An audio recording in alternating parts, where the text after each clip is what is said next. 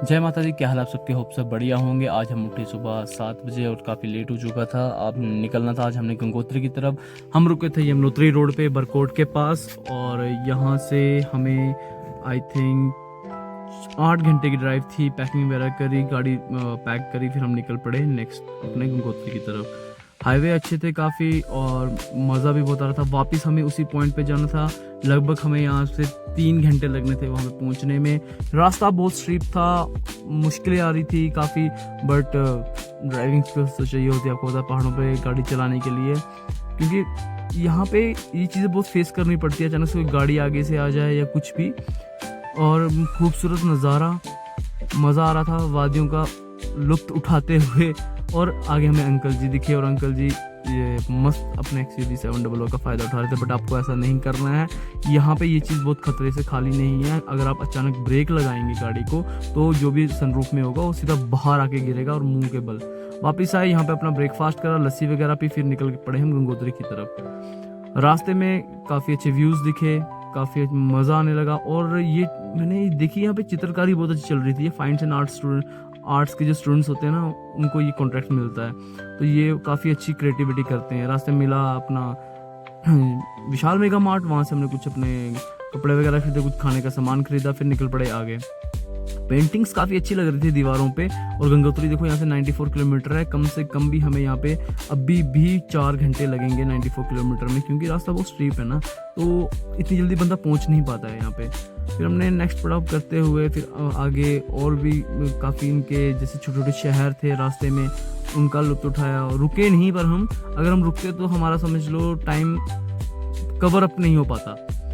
आगे गए, पहाड़ दिखे, पहाड़ों का नज़ारा लिया, फिर रजिस्ट्रेशन काउंटर आया, अपनी रजिस्ट्रेशन चेक करवाई, फिर उन्होंने हमें आगे जाने दिया। आगे गए हम और हमें डैम दिखा। डैम का काफ़ी अच्छा व्यू था। और यहाँ पे लोगों ने क्या किया था कि अपनी दुकानें वगैरह खोल दी थी, क्योंकि एक वे अलग ही व्यू दिख रहा था यहाँ से।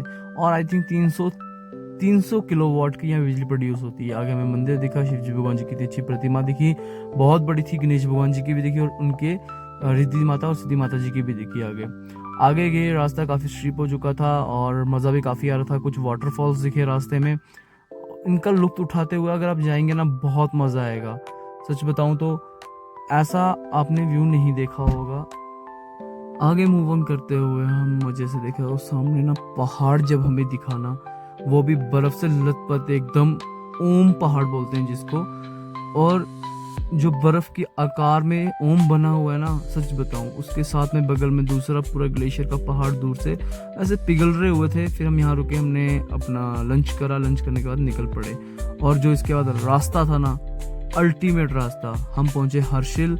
हर्षिल एक अच्छी जगह है, यहाँ पे कभी आप आएंगे ना, स्पेशली हम रुके नहीं यहाँ पे। अगर हम यहाँ रुकते ना, सच बताऊं, इससे औसम जगह, हर्षिल जैसे औसम जगह नहीं मिलती यहाँ पे हमें रहने के लिए। बट हमने आगे जाना ही सही समझा, क्योंकि हमें दर्शन करने थे।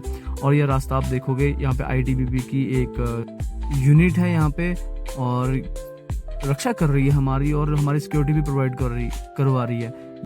यहाँ पे हम पहुंचे इस पुल के पास। यहाँ से लेफ्ट साइड गरतांग गली पड़ती है, जिसको पता होगा, गरतांग गली वो जहाँ पे पुराना ट्रेड होता था इंडो और तिब्बत के बीच में।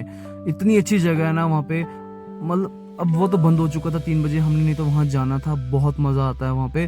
फिर हम पहुँचे, गंगोत्री पहुँच चुके थे। पार्किंग में गाड़ी लगाई, पेड पार्किंग। यहाँ से आप देखेंगे गाड़ी बिल्कुल एंड तक जाती है, और वहाँ से थोड़ा ही वॉकिंग डिस्टेंस है, पूरा बाजार ही बाजार है। अब फिर अपना रजिस्ट्रेशन, पंजीकरण वहाँ पे दिखाया उन्होंने, फिर हमें वहाँ से आगे जाने दिया।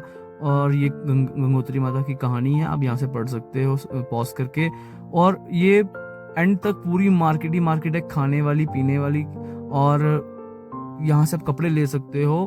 बहुत अच्छी मार्केट है, नो डाउट। और एंड तक मार्केट मिलेगी आपको हर एक चीज़ की, प्रसाद से लेके सब कुछ। और यहाँ पे आपको पांडव मंदिर भी मिलेंगे, सूर्य कुंड भी है, और भी बहुत सारी चीज़ें हैं जो कि एक्सप्लोर करने के लिए आपको एक दिन स्टे करना पड़ता है यहाँ पे।